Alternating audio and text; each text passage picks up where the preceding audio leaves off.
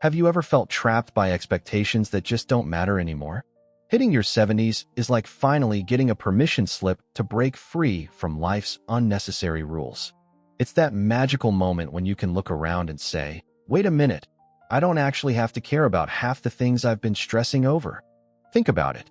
You've lived through decades of experiences. You've celebrated victories, weathered storms, and gathered wisdom that the younger you couldn't even imagine. But here's the question that might just change everything. What if many of the things you're still carrying are actually weighing you down? By the time we reach 70, it's time to sort through what truly matters and what's just taking up precious space in our lives. It's about living lighter, freer, and more authentically than ever before. Today, I'm sharing 9 things that simply don't matter after 70. Things you can happily let go of to make room for genuine joy. Have you been holding on to any of these? Drop a free in the comments if you're ready to lighten your load and embrace this liberating stage of life. 1. Other people's opinions. Remember all those years spent worrying about what others thought of you? The mental gymnastics of trying to please everyone from your boss to your neighbors to random strangers? Let's be honest. How many decisions have you made based on what others might think rather than what you truly wanted? Maybe you chose a career path to impress others, wore clothes that weren't comfortable but were appropriate, or attended events that drained you just to keep up appearances. After 70, this concern becomes absolutely meaningless. You've earned the wisdom to recognize a fundamental truth. Nobody else is living your life but you. Think of it this way. Have you ever noticed how little time you actually spend judging others? That's exactly how much time they spend judging you. Barely any. Most people are too wrapped up in their own lives to give yours more than a passing thought. Imagine the freedom of choosing that wild shirt in your closet that makes you smile, declining an invitation without making up an excuse, or speaking your mind without filtering yourself. That's not being difficult. That's being authentic. When you release the need for others' approval, you reclaim your personal power. You get to write your own rules now. What's something you've always wanted to do but worried about what others would think? Share it in the comments. I bet you'll inspire someone else to break free too. 2. Collecting more stuff. How many of us spent decades in the pursuit of more? More furniture, more clothes, more gadgets, more everything. We filled our homes with possessions that were supposed to make us happy or prove our success. But now, take an honest look around your home. How many things do you own that haven't been touched in years? Those fancy dishes saved for special occasions that never happen? Closets stuffed with clothes you don't wear? Souvenirs from trips that just collect dust? By 70, the truth becomes crystal clear. Happiness doesn't come in packages, and the things we own often end up owning us instead. Mary, a 75-year-old viewer, shared, "When my husband passed away, I had to downsize from our 4-bedroom house to a small apartment. At first, I was heartbroken about all the things I couldn't keep. But 6 months later, I felt lighter than I had in decades. All that stuff was like carrying around extra baggage I didn't need." Now is the perfect time to reevaluate your relationship with material possessions. What truly adds joy to your daily life? What's just creating clutter and maintenance work? Remember, every item you own demands something from you: space, care, thought, or cleaning. Try this simple exercise. Pick up each item in one small area of your home and ask, does this bring me joy or serve a purpose now? Not in the past, not in some imaginary future, but right now. You might be surprised how liberating it feels to let go. Have you started decluttering yet? Tell us about something meaningful you've kept and something you were surprised how good it felt to let go. 3. Social obligations that drain you. How many times have you dragged yourself to events you didn't want to attend, smiled through gatherings that drained your energy, or maintained relationships that left you feeling exhausted? For decades, many of us have operated on autopilot, saying yes when we wanted to say no, all because of some sense of obligation or politeness. We've attended family functions we dreaded, kept up with people who bring no joy to our lives, and participated in traditions that have lost their meaning. After 70, life is simply too precious for this. Imagine saying this to yourself: my time is valuable, and I get to choose how I spend it. How does that feel? Selfish? It shouldn't.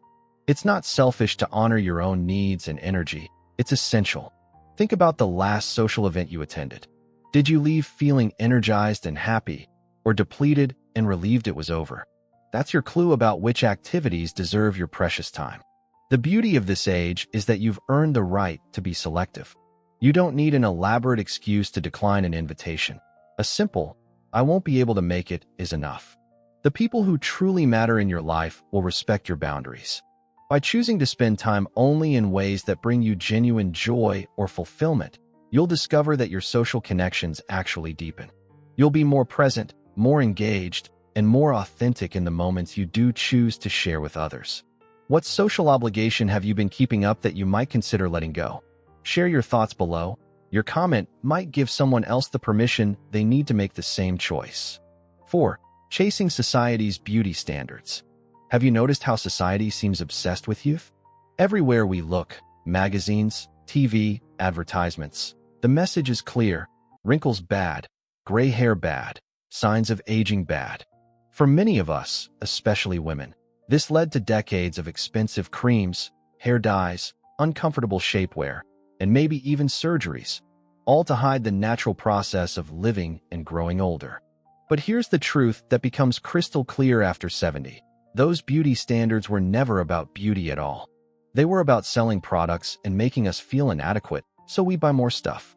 Each wrinkle on your face isn't a flaw, it's a story. Laugh lines, they show you found joy in life. Crow's feet, they prove you've seen beauty in this world. Gray hair, it's the crown you've earned through wisdom and experience. As actress Frances McDormand beautifully put it, we are not supposed to age. And women are not supposed to age on screen. We are not supposed to have gray hair. We are not supposed to have lives. But we do age. We do have gray hair.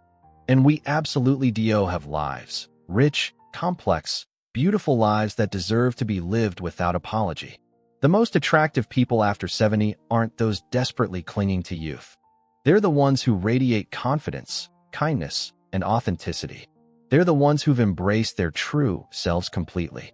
When you let go of trying to look like something you're not, you free up enormous amounts of energy, money, and mental space for things that bring genuine joy. Have you made peace with aging, or are you still fighting it? What's one beauty standard you're ready to let go of today? Your honesty might help someone else make peace with their changing appearance too. 5. Activities that no longer fulfill you. For years, maybe decades, you've maintained certain hobbies, activities, and routines. Perhaps you joined that book club 20 years ago, took up golf because your spouse loved it, or committed to volunteer work that once felt meaningful but now feels like a chore. We often continue these activities out of habit, even when they no longer bring us joy. We tell ourselves, "But I've always done this," or "Everyone expects me to keep doing this." After 70, it's time for an honest review of how you spend your precious time. Think about it. At this wonderful stage of life, you have the freedom to choose activities based solely on what lights you up inside. No more shoulds or have TOS, only want TOS. Janet, 76, shared, "I was in the same garden club for 30 years. Eventually, I realized I was only going out of habit. When I finally quit, I felt this huge weight lift off my shoulders. Now I spend that time painting instead, something I'd always wanted to try but never made time for." This doesn't mean abandoning everything from your past. Many activities will still bring you genuine fulfillment. But it does mean giving yourself permission to evolve, to discover new passions, and to let go of what no longer resonates with who you are today. Your interests at 70 plus don't need to match who you were at 40 or 50. People grow and change throughout life. That evolution doesn't stop just because you've reached a certain age. Is there an activity you've been doing out of habit rather than joy? Or is there something new you've been curious about but haven't tried yet? Share in the comments. Your experience might inspire someone else to make a change. 6. Toxic relationships. We've all had them. Those relationships that leave us feeling drained, anxious, or simply not good enough. Maybe it's a critical relative, a friend who's constantly negative, or an acquaintance who makes subtle digs at your expense.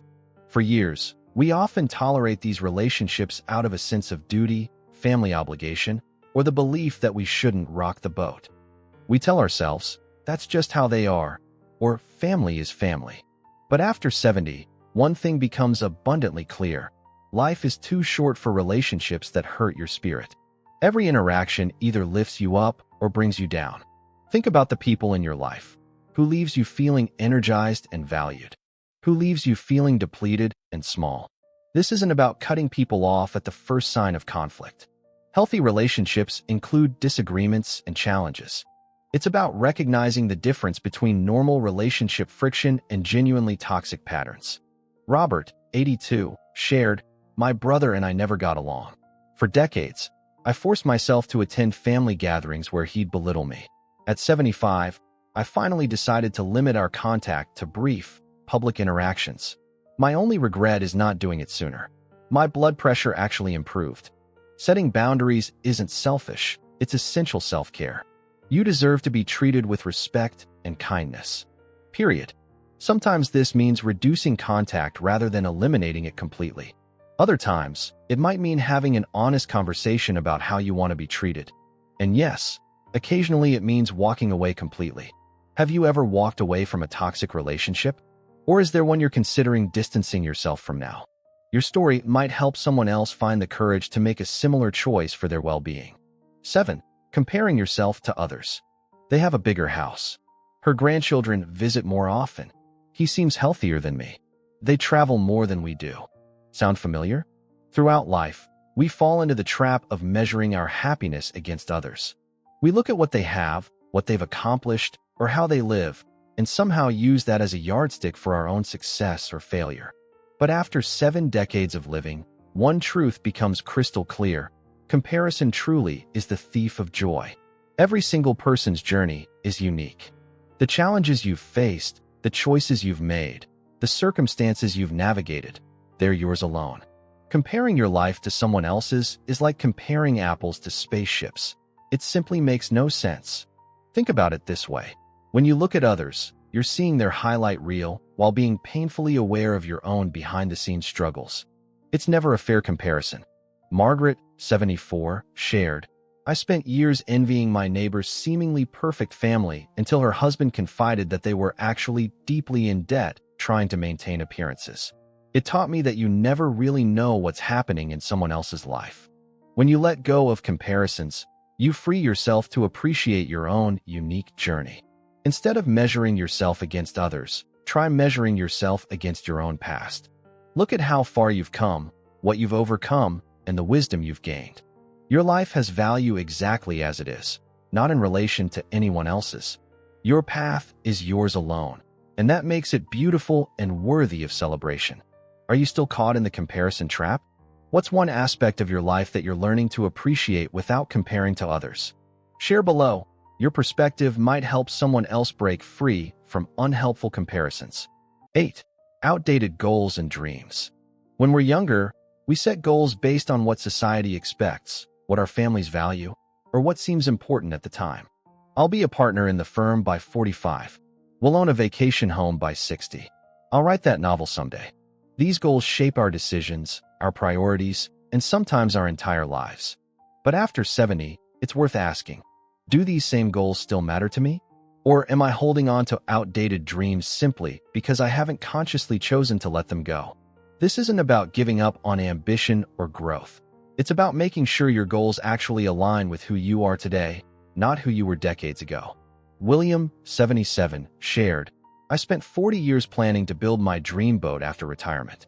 When I finally had the time, I realized I'd rather spend my days with my grandchildren than in a workshop. Letting go of that dream wasn't failing. It was being honest about what truly matters to me now." Your goals at this stage should bring you joy, fulfillment, and purpose. They should energize rather than drain you. And most importantly, they should be yours, not leftover expectations from your younger self or others. Take some time to reflect on what you truly want from this rich chapter of life. Maybe your goals are now about relationships rather than achievements. Perhaps they're about experiencing new things rather than acquiring more. Or maybe they focus on giving back in ways that are meaningful to you. Whatever they are, make sure they reflect who you are today, your values, your energy level, your true desires. What's a goal you've let go of that no longer fits your life? Or what's a new goal that feels more aligned with who you are now? Your insight might help someone else reevaluate their own priorities. 9. Feeling guilty about putting yourself first. For many of us, especially those raised to always put others' needs before our own, Prioritizing our happiness can trigger immediate guilt. We worry we're being selfish, inconsiderate, or neglecting our duties to others. This might be especially true if you've spent decades in caregiving roles, as a parent, a spouse, or in your career. The habit of putting yourself last becomes so ingrained that prioritizing your own joy feels almost wrong. After 70, it's time to release that guilt completely. You've earned the right to put yourself first. Think of it this way. When you're on an airplane, they always instruct you to put on your own oxygen mask before helping others. Why? Because you can't help anyone if you're not taking care of yourself first. The same principle applies to life. Ellen, 81, shared, "I spent my entire life taking care of everyone else, my husband, my children, my parents. At 75, I finally booked that trip to Italy I'd always dreamed of." My daughter said, "Mom, we've been waiting for you to do something just for yourself for years." Prioritizing your happiness isn't selfish, it's necessary. When you honor your own needs and desires, you're not taking from others. You're actually showing up as your best, most fulfilled self. And that benefits everyone around you. What brings you pure, personal joy? Is it traveling to new places? Spending peaceful mornings with a good book? Taking an art class? Whatever it is, make it a priority without apology. You've spent decades giving. Now it's time to receive, to welcome joy, to pursue what lights you up, and to create a life that feels good from the inside out. Is there something you've been wanting to do just for yourself, but have been putting off? Share it below. Declaring it publicly might be the first step toward making it happen. Finding freedom in letting go. As you move through your 70s and beyond, these 9 things simply don't hold the weight they once did.